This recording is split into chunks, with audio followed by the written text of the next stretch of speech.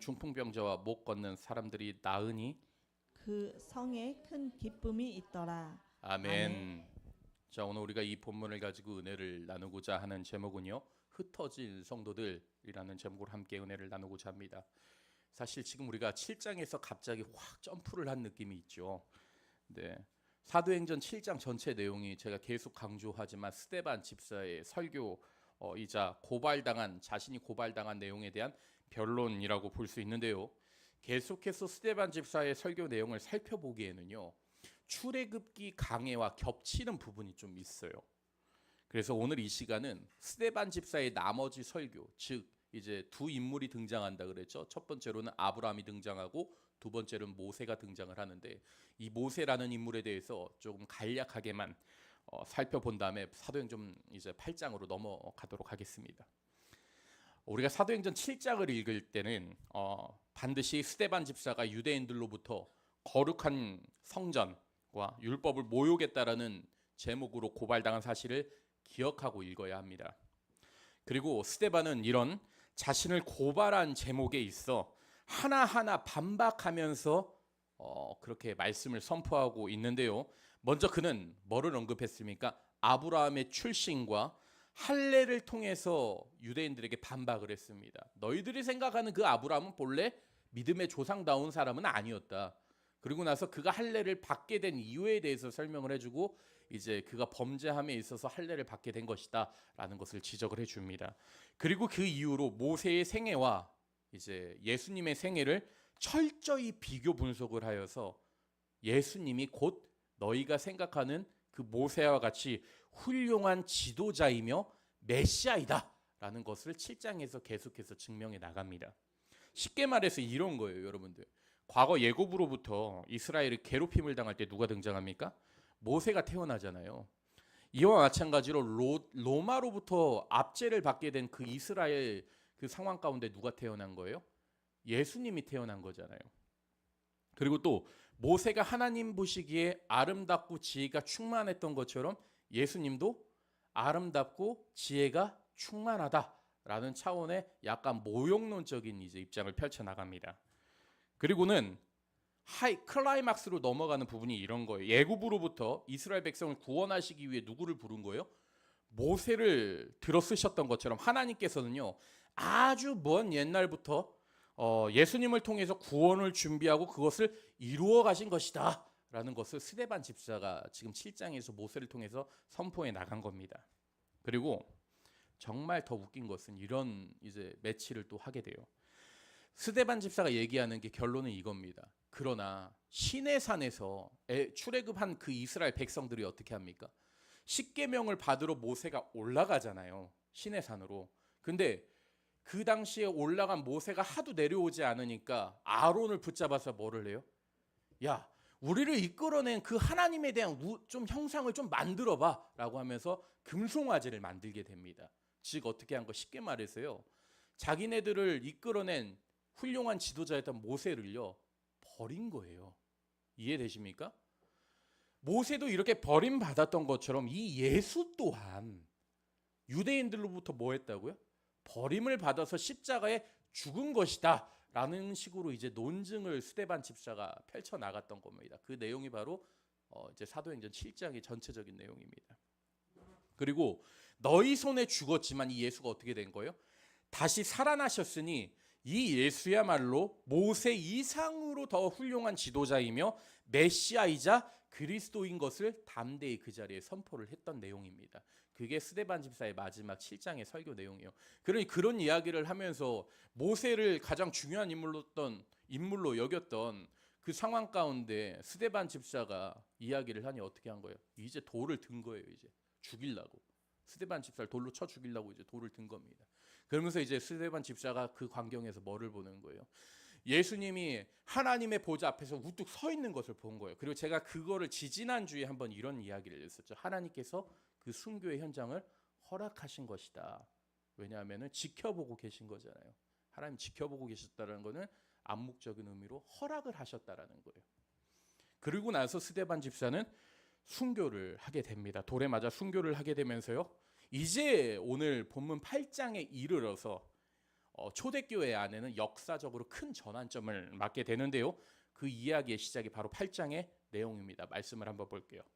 8장 1절 말씀이에요. 화면을 참조해 주세요. 사울은 그가 죽임을 당함을 마땅히 여기더라. 그날에 예루살렘에 있는 교회에 뭐가요? 큰 박해가 있어 사도 외에는 다 유대와 사마리아 모든 땅으로 흩어지니라. 이처럼 스데반 집사의 순교와 더불어서 초대교회는 큰 위기를 맞게 됩니다. 그리고 이러한 위기는 곧 초대교회에 아주 큰 변화를 불러오게 되는데요. 우선 사도행전을 큰 틀로 보면요, 여러분들 세 가지로 나눠볼 수 있는데요. 먼저요, 사도행전 1장에서부터 7장까지의 내용은요, 기독교가 이스라엘 역사 속에서 어떻게 탄생한 것인지에 대한 것을 기록하고 있는 부분이고요. 둘째, 8장에서부터 12장까지는요, 기독교가 세계를 기독교가 세계로 뻗어나가면서 확장되기 위해서 하나님께서 어떤 수단과 방법을 준비하시는지에 대한 내용을 기록하고 있습니다. 그리고 마지막으로 13장에서부터 28장까지는요, 하나님께서 그 수단을 준비하시고 계획하셨잖아요. 그 방법들을 삶의 현장에서 어떻게 열매를 맺어가는지를 자세히 기록하고 있는 내용들이에요. 따라서 여러분들 사도행전 8장은 어떤 내용이냐? 스데반 집사가 순교가 발단이 되어서 초대교회는 큰 전환점을 맞이하게 되고, 초대교인들은 유대교로부터 뭐를 받는 거예요? 본격적으로 박해를 받게 됩니다. 그리고 그 박해의 중심에 누가 서 있느냐? 1절에 기록되어 있듯이 누가요? 청년 사울이 서 있는 거예요. 그럼 이 사람이 나중에 어떤 사람으로 바뀌어요? 사도 바울이 되는 겁니다. 지금 이 청년이 유대교의 앞잡이가 돼서 막 이제 박해를 하기 시작했던 것이죠. 근데 여기서 여러분들 사울이요, 그냥 서 있지 않아요. 스데반을 죽음을 두고 뭐라고 한다고요? 마땅하게 여깁니다. 마땅하게.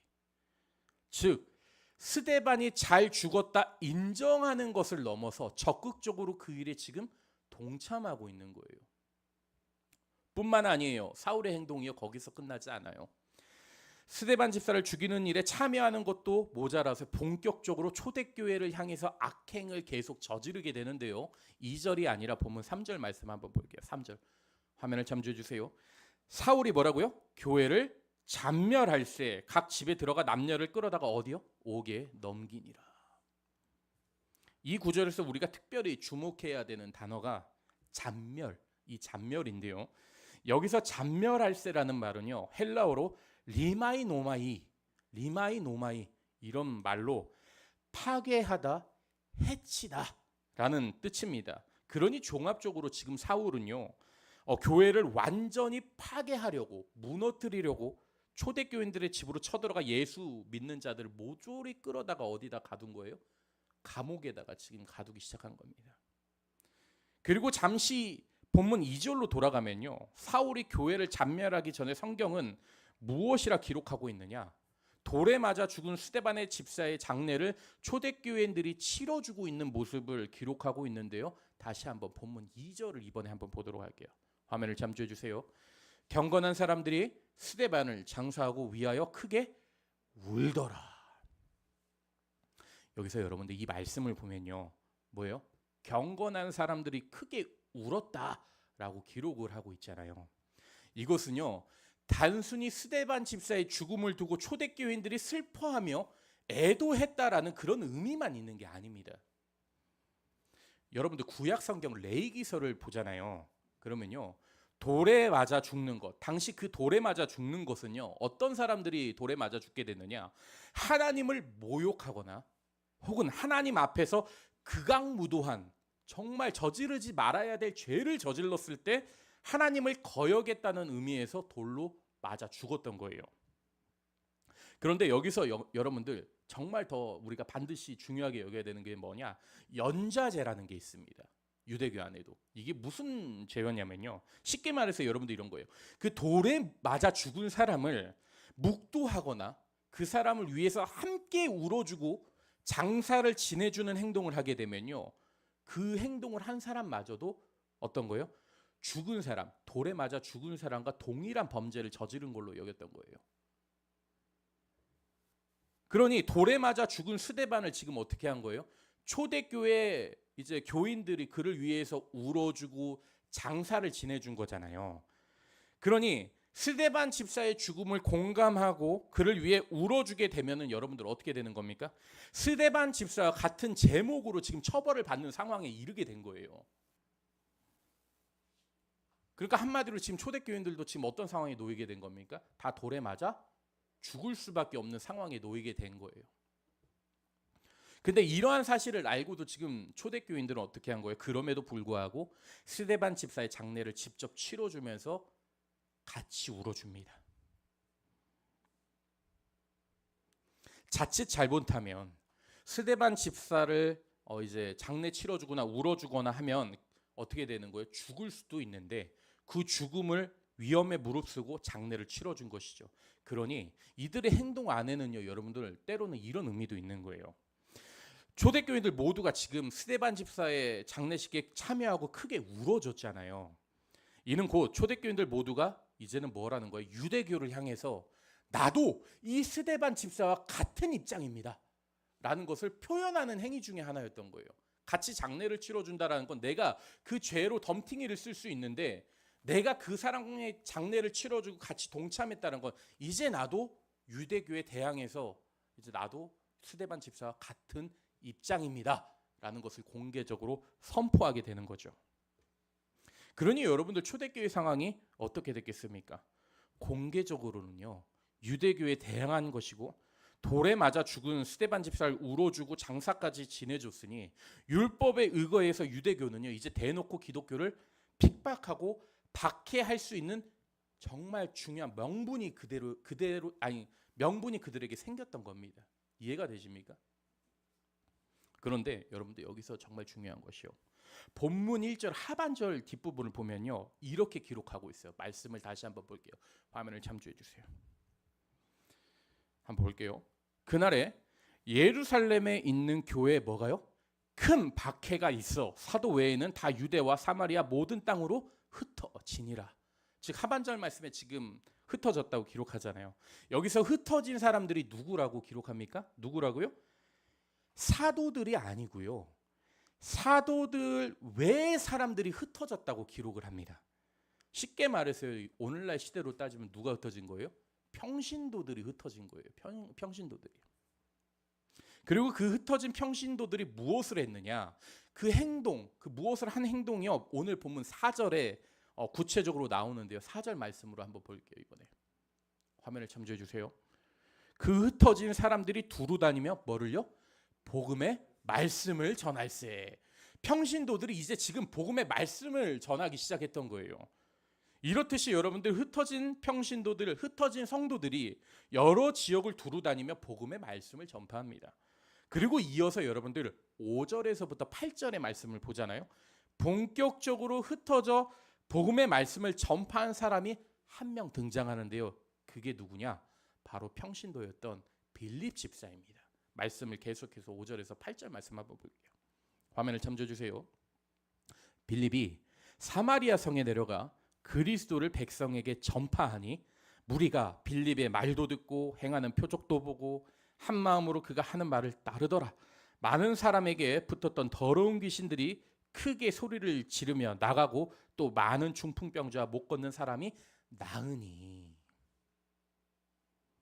여러분들 우리가요 지금 이 시간 우리가 사도행전을 읽을 때요 반드시 알아야 되는 것이 하나 있어요. 바로 누가잖아요. 이 사도행전을 쓴 사람이 누가잖아요. 누가가 하나님의 감동을 받아서 사도행전을 기록하면서 누가의 시선, 즉 누가가 쓰고자 했던 마음, 그리고 어떤 시선이 어디에 있는지, 사도행전을 통해서 무엇을 기록하고 싶었는지를, 그리고 어떤 사건에 주로 초점을 맞추고 있었는지를 반드시 우리는 알아야 됩니다. 오늘 본문 1절을 보면요, 누가는요 지금 이렇게 기록하는 거예요. 초대교회에 박해가 일어나자 사도들 외에는 다 흩어졌다고 기록합니다. 그리고 이 흩어진 사람들에 대해서는 전혀 기록을 하지 않아요. 누가 흩어졌다 이렇게 기록하지 않습니다. 그리고 4절에 이르러서 지금 이렇게 얘기하는 거예요. 그 흩어진 사람들이 두루 다니며 복음의 말씀을 전파했다라고 기록합니다. 즉 흩어진 성도들이 예수 그리스도를 전파를 한 거예요. 그리고 나서 5절을 보면 누가 등장합니까? 바로 빌립 집사가 지금 등장하는 거예요. 그리고 6절 8절 말씀에서 지금 뭐가 기록된 거냐?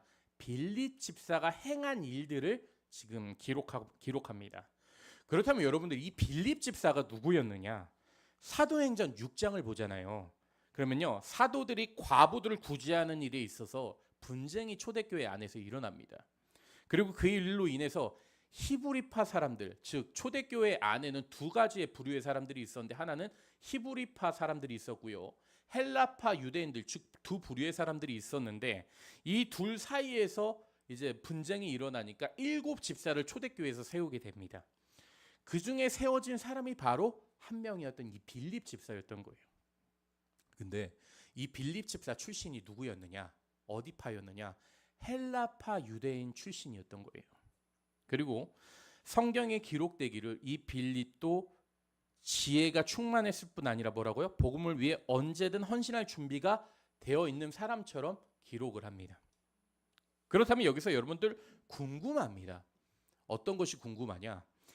누가는 왜 이 빌립 집사를 사도행전 8장에 등장을 시켰느냐는 거예요. 다른 곳에서도 등장시킬 수 있는데 왜 하필 사도행전 8장에 이르러서 이 빌립 집사를 등장시킨 거냐라는 거예요. 그 이유는요, 여러분들, 사도들 외에 평신도인 빌립 집사까지도 이런 놀라운 일을 했다라는 것을 알려주고 있는 겁니다. 다시 말해 여러분들, 어떤 특정한 인물들로 보이는 사도들을 통해서만 하나님의 일과 표적들이 일어나는 것이 아니라 평신도인 빌립 집사를 통해서도 하나님의 표적과 기사가 나타난다라는 것을 누가가 지금 알려주고 있는 겁니다. 또한 빌립 집사를요, 누가가 사도행전 8장에 등장시키는 이유가 하나 더 있습니다. 앞서 우리는요, 사도행전 7장에서 스데반 집사가 설교를 하는 것을 살펴봤잖아요. 제가 지난주에도 말씀드렸지만요, 유대교 안에는요, 하나님의 구원을 잘못 이해한 나머지 전부 다 그릇된 생각을 갖고 있었던 거예요. 그리고 그 잘못된 구원론, 잘못된 구원관 안에는 누가 있었다고요? 중심 인물인 두 사람이 있다고 그랬죠. 한 사람이 누구예요? 아브라함. 두 번째는 모세라는 인물이에요. 이 두 사람들 때문에 유대교 안에는 구원론이 잘못 펼쳐나가고 있었습니다. 유대교는요, 아브라함과 모세만을 중요한 인물로 이해하다 보니 자신들의 민족만이 진짜 하나님의 백성이고 진짜 아브라함의 혈통이고 모세를 통해서 뭐까지 받은 거예요? 율법까지 받았으니 자신들이야말로 하나님의 선택받은 백성이자 구원받은 그런 민족이다라는 그런 프라이드가 있었던 겁니다. 자긍심이. 즉 구원의 문제를요, 어떻게 이해한 겁니까? 하나님으로부터 오는 구원의 문제로 이해한 것이 아니라 즉 인간으로부터 출발하는 것으로 이해를 했던 거예요. 즉 뭐 어떤 일을 저질러도 상관이 없어요. 나는 누구에게만 나면 된다고요? 아브라함의 혈통이면 된다라는 것, 그런 생각을 가지고 있던 게 바로 유대인들이었습니다. 즉 지금 유대인들은 인간적 혈통과 인간의 조건에 오로지 하나님의 구원을 거기다 둔 것이죠. 그러니 여러분들 유대교 입장에서 보면요, 빌립 집사가 어떻게 보였겠어요? 어떻게 보였겠습니까? 초대교회 지도자 출신도 아니죠. 그리고 예수님을 직접적으로 따라다닌 사람도 아니죠. 그렇다고 사도들도 아니죠. 그렇다고 정통 유대인 출신도 아니에요. 무슨 말인지 이해되십니까? 헬라파 유대인 출신이었잖아요. 그리고 정말 유대이교 입장에서 보면 빌립 집사는요, 지금 형편없는 사람에 불과했던 거예요. 나아가서 여러분들, 빌립 집사가 초대교회 안에서 원래 했던 행동이 무엇인 줄 아십니까? 했던 일이 뭡니까? 식탁 봉사를 위해서 세움받은 집사였던 거예요. 식탁 봉사를 위해서 7 집사로 세움을 받았는데 정말 그런 사람이 지금 뭐를 행하고 있는 거예요? 하나님의 기적들을 막 행하고 있는 겁니다. 유대교 입장에서 봤을 때 이 하찮은 사람에 불과한 사람이 나아가서는 지금 어떻게 한 거예요? 하나님의 일들을 행하면서 기사와 표적을 지금 계속 행하고 있는 겁니다.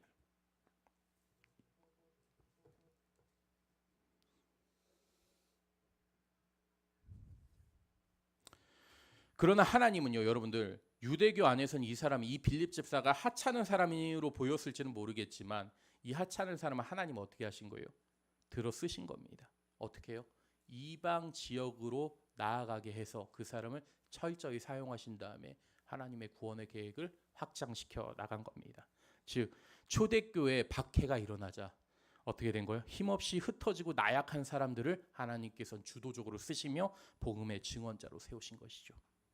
이런 차원에서 여러분들, 우리는 중요한 사실을 하나 발견할 수 있습니다. 바로 하나님의 구원과 하나님의 일하는 방식들이에요. 이 부분과 관련해서요, 여러분들, 사도 바울이 너무나 잘 설명하고 있는데요. 말씀을 한번 볼게요. 우리가 고린도전서 1장 27절에서 29절 말씀입니다. 화면을 참조해 주세요. 그러나 하나님께서 세상에 미련한 것들을 택하사 지혜 있는 자들을 부끄럽게 하려 하시고 세상이 약한 것들을 택하사 강한 것들을 부끄럽게 하려 하시며 하나님께서 세상에 천한 것들과 멸시받는 것들과 없는 것들을 택하사 있는 것들을 폐하려 하시나니 이는 아무 육체도 뭐라고요? 하나님 앞에서 자랑하지 못하게 하려 하심이라. 이처럼 여러분들, 하나님이 일하는 방식은요, 인간의 조건에서 시작하지 않습니다. 그런데도 오늘날 여러분들, 많은 성도들이요, 큰 대형 교회든 작은 교회든 상관없어요. 많은 성도들이 이 부분을 놓치고 실수를 합니다. 많이 간과하고 있는 거예요. 예를 들면 이래요. 신앙생활하면서 가끔 저 사람이 우리 교회에 있으면 참 좋겠다. 저 사람이야말로 우리 교회에 정말 필요한 사람인데 라고 그런 생각들을 합니다. 그런데 여러분들, 그건요, 하나님을 바라보는 게 아니라 뭐를 보는 거예요? 그 사람의 조건과 그 사람의 배경을 보고 하는 소리들이에요. 즉 성도로서 하나님을 더 믿어야 되는데 누굴 더 믿는 거예요? 사람을 더 신뢰하고 믿는 거예요. 그러나 하나님은요, 사람이 잘나고 못나고 능력이 있고 없고를 떠나서 그 사람의 배경만을 가지고 그 사람의 능력을 가지고 그분의 일을 맡기지 않습니다. 하나님은 어떤 사람을 통해서든 하나님의 나라를 확장시킬 수 있으며 능히 모든 일을 해내십니다. 혹시 여러분들 중에서 내가 잘나서 능력이 많아서 혹시 교회 일을 잘한다라고 생각하신 적이 있습니까? 절대 여러분들 그런 생각하면 안 돼요. 하나님께서는요, 주의 일을 하도록 우리를 만드신 것이고 우리가 그 일을 할 수 있도록 하나님께서 우리를 인도하시는 겁니다. 이게 바로 주의 일을 하고 있는 성도가 품어야 하는 마음가짐이자 올바른 생각들이에요. 자꾸 예전에 저도 여러분들 부교육자 생활을 제가 많이 돌아다녔는데 부교육자 생활하면서 제가 어느 교회를 좀 많이 갔느냐, 큰 대형 교회에서 사역을 제가 한 두세 번 정도를 하고 이제는 하나님, 저 교회는 제가 아니더라도 할 사람들이 너무나 많으니 저의 도움이 진짜 필요로 한 작은 교회로 제가 가겠습니다. 때마침 저는 자가형도 있었으니 파트 사역으로 주중에 논문을 쓰면서 이제 계속 헌신을 하러 갔어요. 그러면서 그 교회에서 이제 사명이 다하는 게 기도를 하는 도중에 마음이 와요. 이제는 내가 여기서 일을 다 했구나. 그럼 이제 내려놓고 떠나야 될 시기가 오는데, 한편으로 여러분들, 내 마음 그 중심 끝에 이 교회는 나 없으면 안 되지 않을까라는 그런 교만한 마음이 들더라고요. 그건 누가 주는 생각이에요? 하나님이 주신 생각이 아니에요.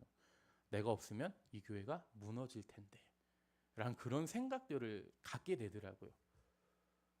이거 교만한 생각인데. 제가 나오면서도 항상 목사님들한테, 목사님,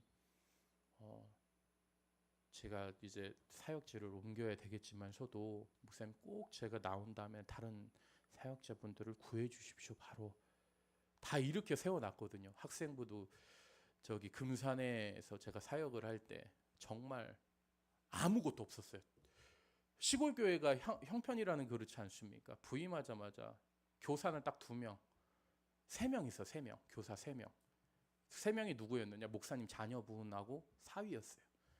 그리고 그때부터 천막 꺼냈어요. 제가 천막 꺼낸 다음에 부침개 전도하면서 막 가져다 드리고 애들을 먹이고 하니까 제가 이제 사임하고 나왔을 때 최종적으로 24명이 되어 있더라고요, 교회 인원이. 그리고 나서 이제 나오게 되면서 드는 생각이 목사님한테, 목사님이랑 관계가 정말 좋았어요. 그럼에도 불구하고 이제 내가 여길 다 했구나라는 마음이 드니 나오게 되는데, 한편 중심 생각에 뭐가 든 거예요? 내가 없으면 무너지겠지라는 그런 교만한 생각이 들길래, 야, 이거 잘못된 생각이다. 빨리 목사님한테 이제 다른 전도사님 모시라고 말씀드려, 나는 빨리 이제 나와야겠다, 그런 생각을 했는데요. 여러분들, 같아야 됩니다. 이런 생각들을 조심해야 돼요. 우리가 내 아니면은 안 된다라는 생각을 다 버려야 됩니다. 여러분들, 그래서 제가 사도행전을 강의 시작하기 전에 이런 말을 했던 거 기억나십니까? 사도행전의 또 다른 말이요, 무슨 말이에요? 성령행전이라고 신학자들이 정의한다 그랬잖아요. 이 말은요, 사도들이 드러난 거에서 사도들이 한 게 아니라 누가 한 거라고요? 성령 하나님께서 그들을 통해서 사도행전들의 일들을, 사건들을 이끌어 가신다라는 겁니다. 하나님이 함께 하시면요, 누구든 주의 일을 할 수 있습니다. 그러나 유대교를 보세요. 유대교는요, 인간의 배경과 인간의 조건, 인간의 혈통에서 하나님의 구원을 있다라고 여깁니다. 그러니 누구를 중요하게 여긴 거라고요? 아브라함과 모세를 중요하게 여긴 겁니다. 하지만 여러분들, 구원의 문제도 마찬가지예요. 구원은요, 여러분들, 인간의 조건과 인간의 방식에서 오는 것이 아니에요. 전적으로 누구요? 하나님의 사랑과 하나님의 은혜로만 우리는 구원을 받을 수가 있게 됩니다. 그래서일까요? 사도 바울도 고린도전서 15장에서 지금 이렇게 고백을 합니다. 말씀을 한번 찾아볼게요. 고린도전서 15장 10절 말씀이에요. 화면을 봐주세요. 그러나 내가 나된 것은 하나님의 은혜로 된 것이니 내게 주신 그 은혜가 헛되지 아니하며 내가 모든 사도보다 더 많이 수고하였으나 내가 한 것이 아니요, 뭐라고요? 오직 나와 함께 하신 하나님의 은혜로다. 그럼에도 불구하고 오늘날 성도들을 보면요, 교회를 다니면서 하나님의 사랑과 하나님의 은혜를 간구하지 않아요. 오히려 교회 안에서요, 여러분들, 쓸데없는 비교의식에 빠져 살아갑니다. 주님은 분명 내가 처해 있는 상황과 내가 속해 있는 그 상황 그대로 예배 가운데 드려지길 원하시는데, 남과 비교하면서 무엇을 갖춰야지만 하나님의 사랑을 받을 수 있다라고 그렇게 착각을 합니다. 그러나 여러분들, 직설적으로 한번 던져볼게요. 곰곰이 한번 생각해 봅시다. 하나님이 어떤 분이십니까? 우리는 이렇게 듣고 자라오지 않았습니까? 전지전능하신 하나님이다 라고 듣고 배워오지 않았습니까? 여러분들, 전지전능하신 분께는요, 부족함이 없는 분인 거예요. 그러니 여러분들, 그분께 무엇이 더 필요하겠습니까? 주님은요, 그저 있는 그대로 나를 예배 가운데 드리는 것을 원하십니다. 아픈 상처까지도 그 모습 그대로 드려지길 원하는 거예요. 그리고 그렇게 예배 가운데 드려진 사람을 들어 쓰시는 분이 바로 우리 하나님이십니다. 이런 사실들을 교회 다니면서 우리는요, 빨리 깨달아야 돼요. 내가 하는 것이 아니라 누가 하는 거라고요? 하나님이 하시는 거라는 거예요. 다시 본문으로 돌아와서 계속해서 말씀을 볼게요. 본문 8절 말씀입니다. 자, 화면을 참조해 주세요. 우리 이거는 한 목소리 같이 읽어볼게요. 자, 시작. 그 성에 큰 기쁨이 있더라. 지금 빌립 집사가 복음을 전한 성에 무엇이 있었다고요? 여러분들, 큰 기쁨이 있더라라고 기록을 합니다. 그런데 여기서 중요한 것은요, 여러분들, 이 큰 기쁨이 있었다라는 말이요, 단지 그 성에 기쁨이 크게 있었다라는 그런 의미만 있는 게 아닙니다. 이 부분을 자세히 알기 위해서는요, 먼저 이 성이 어떤 곳이었는지를 자세히 알아야 되는데요. 먼저 여러분들, 이 큰 기쁨이 있었던 이 성이요, 어떤 성이었느냐? 사마리아 성이었어요. 사마리아 성. 그렇다면 사마리아 성은 또 어떤 성이었느냐? 우선 여러분들, 사마리아 성을 이해하기 위해서는요, 1000년 동안 이곳이 어떤 곳이었냐? 1000년 동안 좌절과 절망, 그리고 유대인들에게서는 그 성이 어떤 성이었느냐? 저주의 성이자 저주의 땅이었고요, 개돼지 취급을 받던 그런 성이었습니다. 그리고 사마리아 성이 이런 개돼지 취급을 받게 된 이유에는요, 이스라엘의 역사를 보면 잘 알 수 있는데요. 여러분들, 예전에 우리 구약에 넘어가면요, 솔로몬 왕의 뒤를 이어서 누가 왕이 됩니까? 르호보암이라는 사람이 왕이 됩니다. 근데 이 사람이요, 그때 당시 이스라엘 이제 왕국이 하나였는데 정말 강경한 방법으로 나라를 끌어가다 보니까 반발이 생기게 됐던 거예요. 근데 이 사람이 왜 또 이렇게 끌어갔던 것이냐? 솔로몬이 사실 지혜의 왕으로서 성경도 많이 남기고 멋있는 사람이지 않았습니까? 그러니 나도 아버지에 비해서 부족하지 않다라는 것을 드러내기 위해서 12지파에게 과한 세금들을 이제 매기게 했던 거예요. 그러다 보니 12지파가 이제 슬슬 쪼개지기 시작합니다. 그러면서 분열 왕국 시대가 오게 되는데요. 북이스라엘이 12지파 중에서 떨어져 나간 지파가 왕국을 세우게 되고 그곳에 왕을 세우는데 그 왕이 누구였느냐? 여로보암입니다. 이 여로보암이라는 사람이 이제 북이스라엘을 통치하고 남유다 왕국이 이제 르호보암이 통치를 하게 되는 그런 시절이 분열 왕국 시대라고 얘기를 하는데요. 이 북이스라엘 왕국이 누구에게 멸망을 당하느냐? 아수르라는 나라에게 멸망을 당합니다. 그럼 이 아수르라는 나라가 또 어디였냐? 여러분들이 이해하기 좀 편하게 여러분들 혹시 요나서 읽어보셨으면 그 나라가 바로 그 아수르라는 나라예요. 근데 여러분들 이 아수르가 북이스라엘을 침략하고 멸망시킨 다음에 여러분들 어떻게 한 거냐? 그 나라를 다스리기 위해서 어떠한 정책을 하나 폈는데요. 그게 바로 강제 결혼 정책이었어요. 즉 아수르라는 나라에 있었던 그 백성들하고 그리고 북이스라엘 사람들하고 강제로 이제 결혼을 맺게 되는 그런 상황이 벌어지게 됐던 겁니다. 그리고 결혼을 하지 않았을 경우에는 혜택을 주지 못한 거예요. 그러다 보니 북이스라엘 사람들과 아수르가 결혼을 하게 됐으니 어떻게 되겠습니까? 자기들이 여러분들 결혼이라는 문제를 한번 보세요. 결혼 문화가 다 그렇지 않습니까? 남녀가 만나는 것을 넘어서 결혼은요, 집안 문화와 종교가 직접적으로 만나게 됩니다. 그러다 보니 유대인들과 아수르인들이 결혼하면서 서로 섬기는 종교와 문화가 다르다 보니 각 집안에 어떤 환경이 벌어지게 됐느냐, 어떤 모습들이 일어나게 됐느냐, 각 그 신들을 섬기는 그러한 제단들이 두 제단이 있었던 거예요. 즉 아수르가 섬기는 제단과 이스라엘 백성들 섬기는 이 제단이 한 집안 안에 같이 섬겨지고 있었던 것이죠.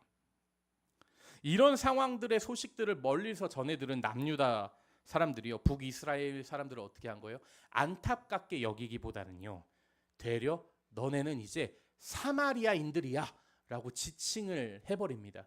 그리고 나서 혼혈족으로 완전히 취급을 해버렸던 거예요. 철저히 유대인들이 어떻게 한 겁니까? 야, 이제는 너네와 우리는 달라. 너네는 혼혈족이고 사마리아인들이야 라고 구분을 짓게 된 것이죠. 그리고 나아가서 이 구분의 영역이 어디까지 영향을 미치게 되느냐?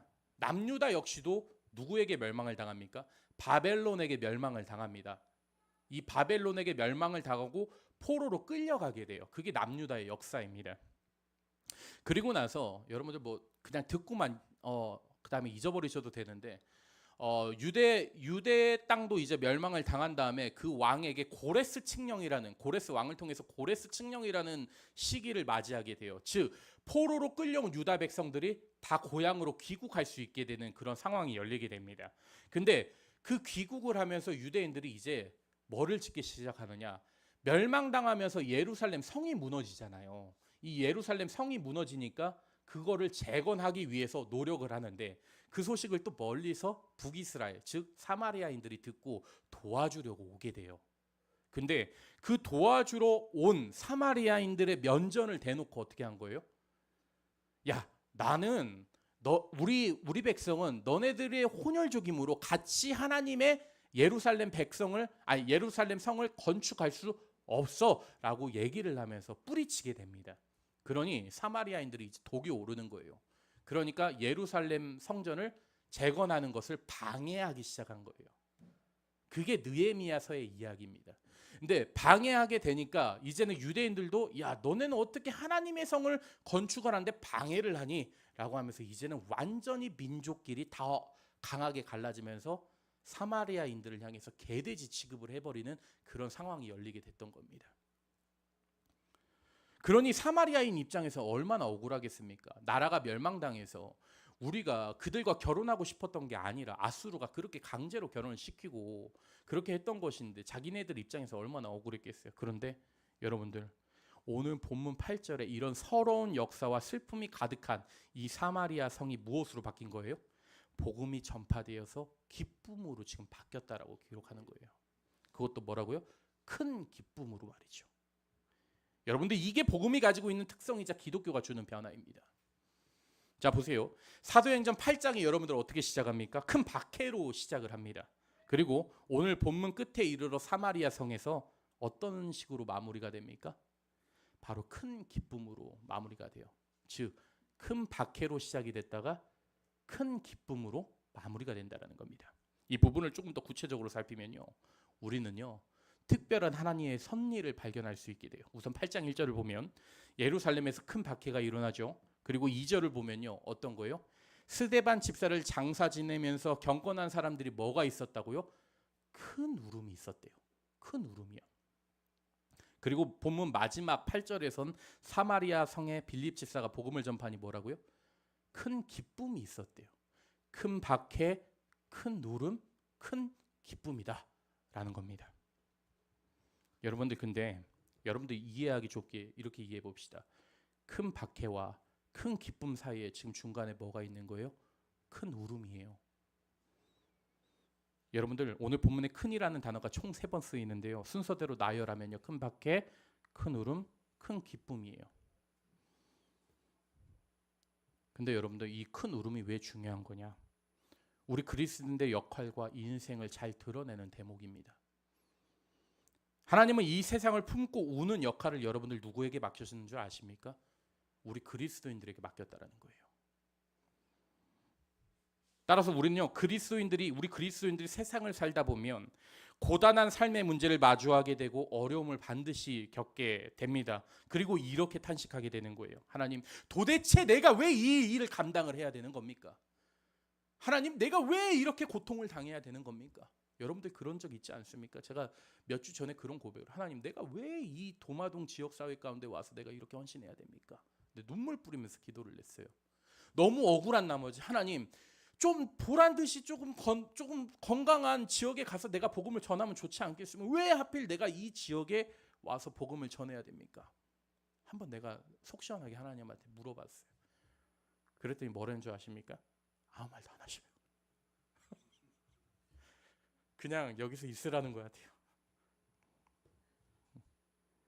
이렇게 기도하는 거예요. 여러분들 그런 적 있지 않습니까? 세상을 살다가, 그리스도를 살다가, 하나님, 내가 너무 버겁습니다. 힘이 듭니다. 이렇게 기도하면서 눈물 날 때가 많아요. 그런데요, 하나님께서는요, 이 우는 역할마저도 누구에게 맡겼다고요? 우리 그리스도인들에게 맡겼다라는 거예요. 하나님께서 우리를 성도로 부르신 것은요, 나만을 위해, 나만 잘 먹고 잘 살라고 부르신 것이 아니에요. 주님은 우리를 부르신 이유가요, 큰 박해가 넘쳐나는 이 세상을 보면서요, 우리가 크게 애통하고 울어주며 복음을 통해 그것을 어떻게 하라고요? 큰 기쁨으로 바꿔주라라는 그런 의미가 있는 겁니다. 그러라고 우리를 부르셨습니다. 그러라고 우리는 이 땅 가운데 거룩한 부름을 받은 거예요. 따라서 우리는요, 이 세상에서 절망을 겪는다고 여러분들 좌절할 필요 없습니다. 낭망할 필요 없어요. 우리의 역할은요, 어려운 일을 만날 때, 고난을 만날 때 어떻게 하라고요? 마땅히 크게 울어주세요. 크게 울고 눈물 쏟으면서 하나님께 부르짖으세요. 그러면 그럴 때 언젠가 인생의 터널의 끝에 이르러 주님을 만나게 되면요, 우리는요, 그 눈물과 애통이 뭘로 바뀌게 됩니까? 주님을 만나게 되므로 큰 기쁨으로 바뀌게 되는 겁니다. 자, 이제 말씀을 정리합니다.